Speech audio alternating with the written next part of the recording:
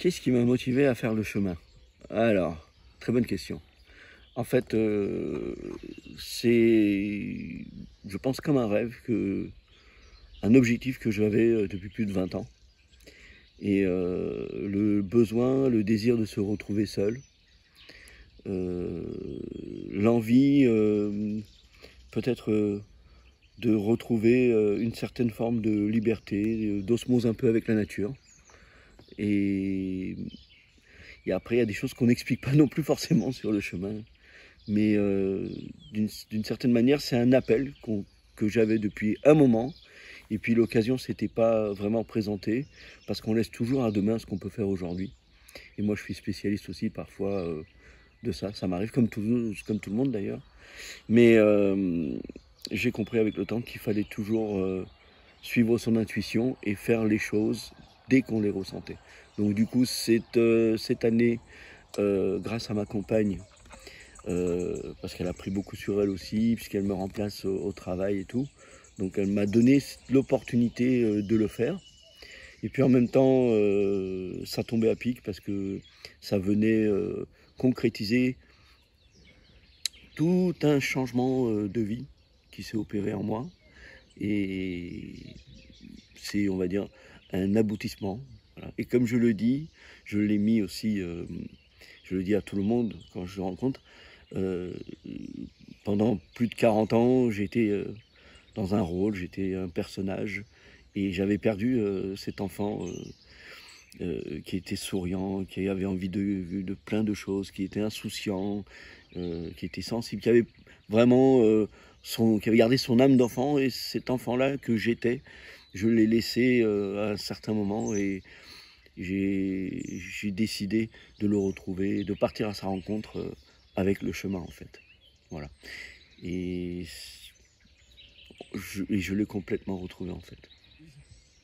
Je m'amuse comme un enfant et je fais ce que j'ai envie, ce que mon cœur me dicte. Et c'est vrai que je laisse mon corps, comme je le disais à, à un autre pèlerin l'autre jour, je laisse mon corps, je laisse mon cœur et mon esprit s'exprimer. Ce que parfois dans la vie réelle, on ne fait plus. Et je compte bien emmener ce que je vis, ce que je suis sur ce chemin dans ma vie réelle pour profiter et pour faire profiter tous ceux qui m'aiment et tous ceux que j'aime. Voilà. C'est, je m'amuse, je m'éclate. Je prends la vie de manière insouciante, et c'est vrai que parce que c'est une chance quand même de faire le chemin. Bon, il y a aussi des conditions matérielles, faut pas l'oublier non plus. Il faut avoir l'opportunité de le faire, il faut avoir le temps de le faire, il faut avoir la volonté de le faire. Il y a tout un tas de choses qui doivent être coordonnées pour pouvoir le faire. Après, la ce qui est vraiment important, c'est d'avoir la volonté. Après, une fois que tu as la volonté, ben, le reste, ça suit. C'est un peu bizarre parce que on est tous comme des enfants. Tu sais, les enfants, quand ils sont ensemble, s'ils ont un bonbon, même une sucette, s'il y a une copine, un copain, il dit ah, tu veux goûter ma sucette, donc ils partagent bien volontiers, sans a priori, ou bien même sans connaître, il dit tu veux jouer avec moi et tout. Ben, en fait, on est tous comme des enfants sur ce chemin. Et je pense que c'est la grande particularité de ce qu'offre le chemin, parce que dans le chemin, il y a des difficultés. Hein. Tu sais, quand tu as des dénivelés, quand tu montes, quand tu descends, tu as des gens qui ont mal aux pieds, tu as des gens qui ont des ampoules, qui marchent quand même. Tu as des personnes qui ont des problèmes physiques, mais qui le font.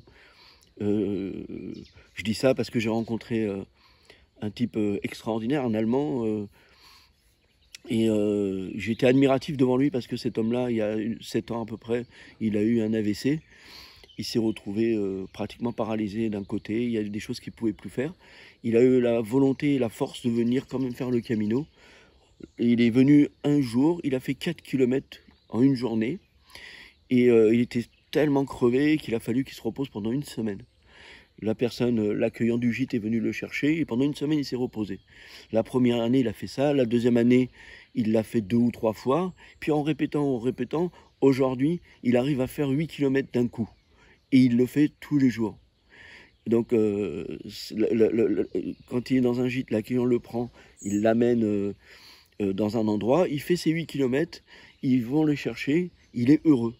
C'est pour dire à quel point le chemin apporte des choses, il donne, il prend aussi, parce qu'il prend un peu de toi, et il t'enlève les ondes négatives, il t'enlève les certitudes que tu peux avoir, les croyances que tu peux avoir, il remet tout le monde au même niveau.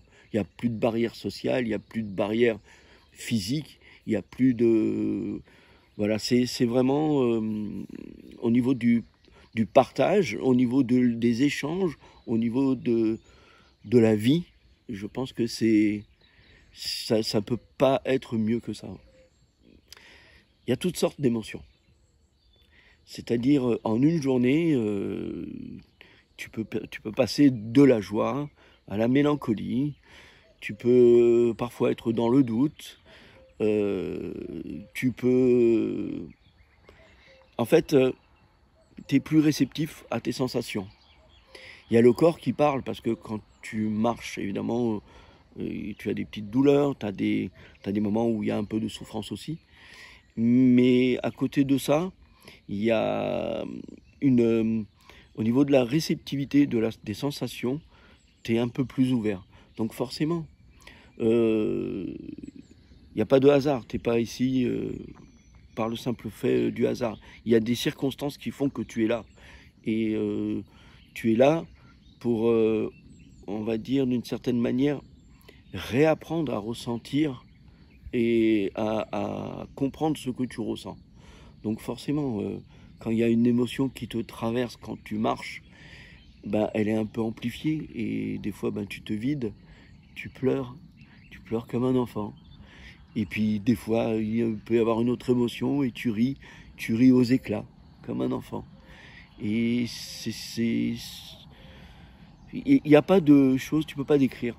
En fait, ce que tout le monde doit faire et ce que tout le monde doit comprendre, c'est qu'il faut vivre. Il faut le vivre, ce chemin, il faut le faire. Voilà. Et tant qu'on ne le fait pas, ça ne sert à rien. Un conseil que je donnerais pour retrouver l'enfant intérieur. En fait, je pense que chacun a sa propre histoire, chacun a sa propre expérience, son propre vécu. Et ce que je peux dire, c'est que parfois, il est tellement enfoui profondément. Parfois, il y a des personnes qui l'ont enfermé dans une boîte. Donc, il faut, comme tu disais bien, Yann, il faut le découvrir, comme tu l'as montré. C'était joli, d'ailleurs. Moi, j'avais dit, parce que je me suis fait aider aussi, donc c'était pas toujours évident, mais j'avais dit que cet enfant intérieur, je l'avais séquestré. Je voulais plus en entendre parler. Et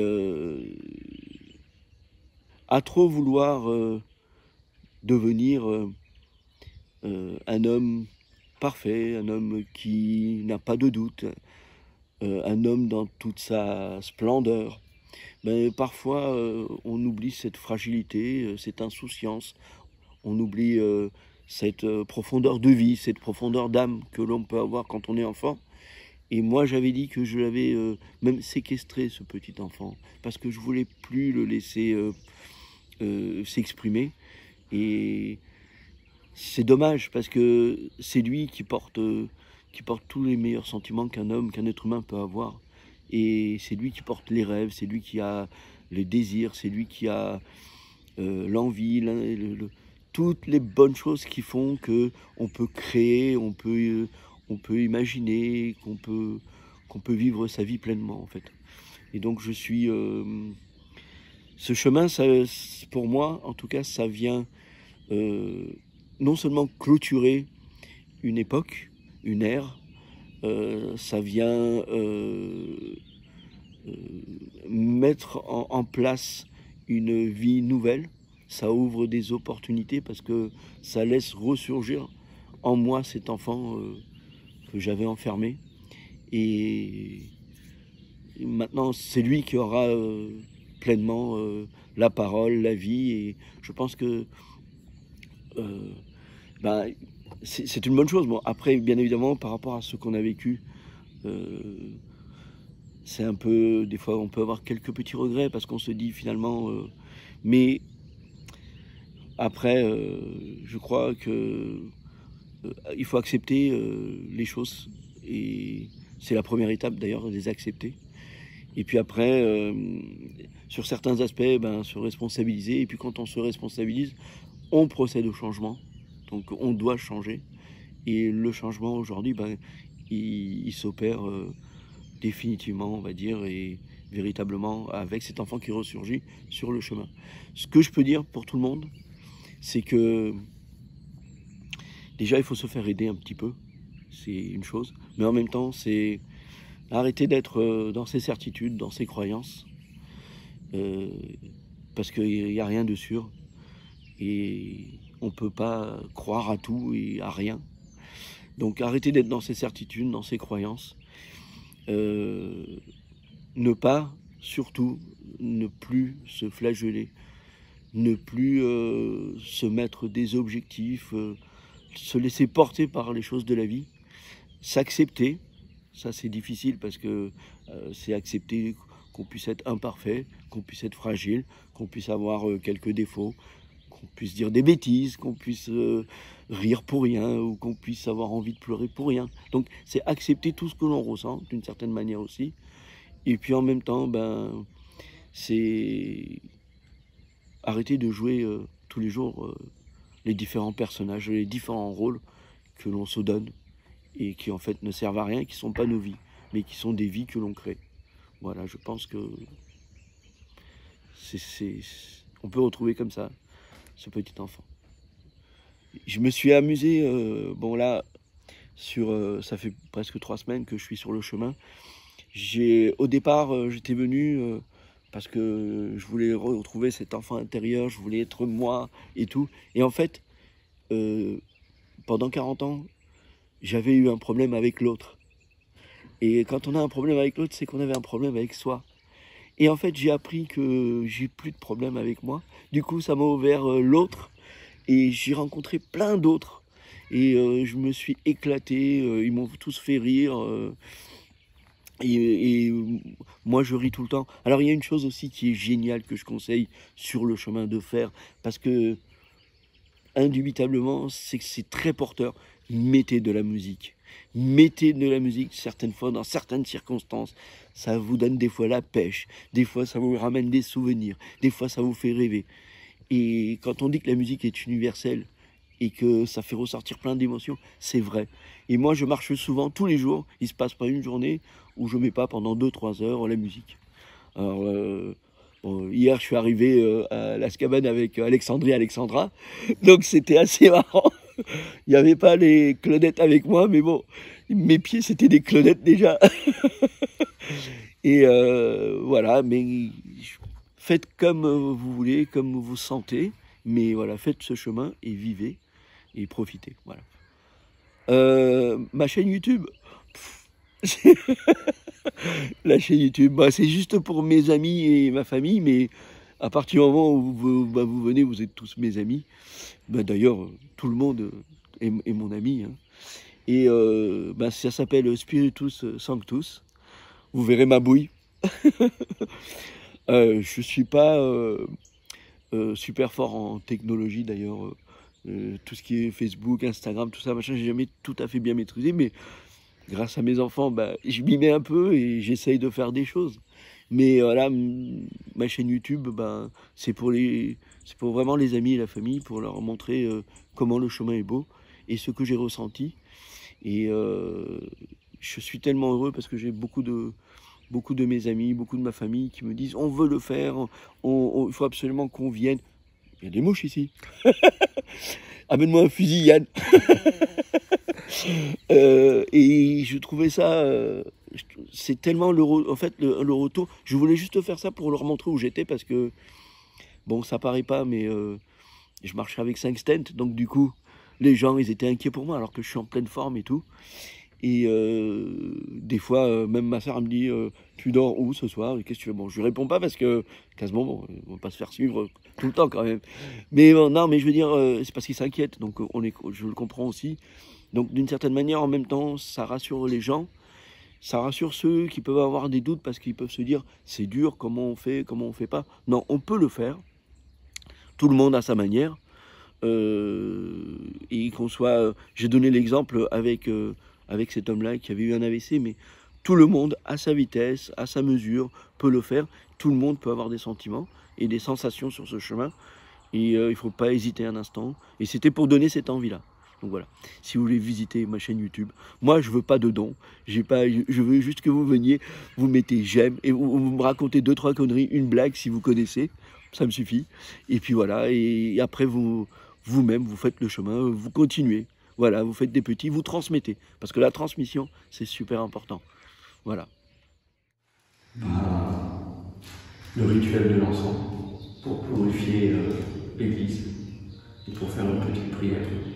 Enfin l'église, la chapelle du monde.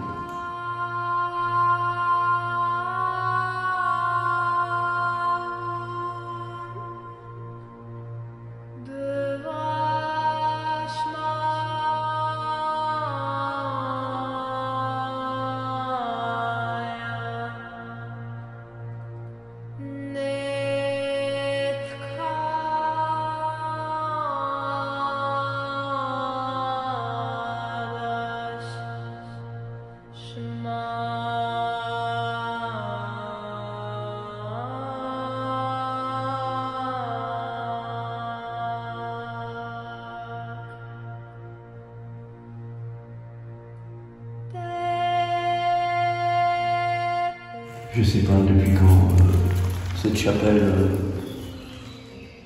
a vu ou n'a pas vu d'encens, mais voilà. J'aime trop l'odeur de l'encens, ça purifie, mais en même temps, ça fait partie du rite du tout pèlerin, du tout chrétien. Et je trouve ça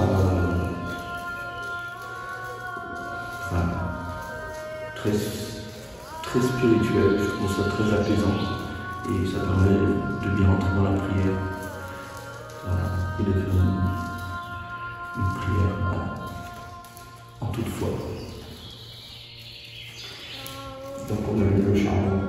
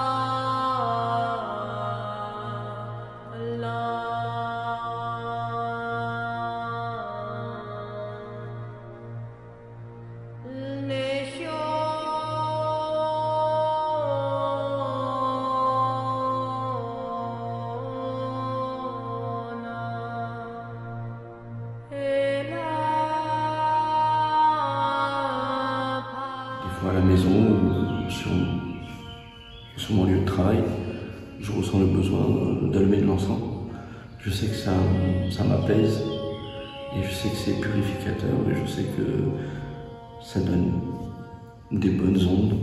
Donc je me suis dit, je vais le prendre avec moi. J'ai pris l'encens, j'ai pris le charbon et je sais plus, aujourd'hui c'est la 6e ou 7e église, je sais plus où j'allume de l'encens, mais je me dis que c'est un bon geste pour l'église parce que dans toutes les églises on a depuis toujours allumé de l'encens et je sais pas, j'ai ressenti le besoin de le faire et le fait d'allumer comme ça, je trouve que ça donne un peu de vie dans la chapelle ou dans l'église et moi ça m'aide à faire ma prière et ça m'apaise. Donc je ne peux pas l'expliquer, je ressens le besoin de le faire, je le fais. Voilà.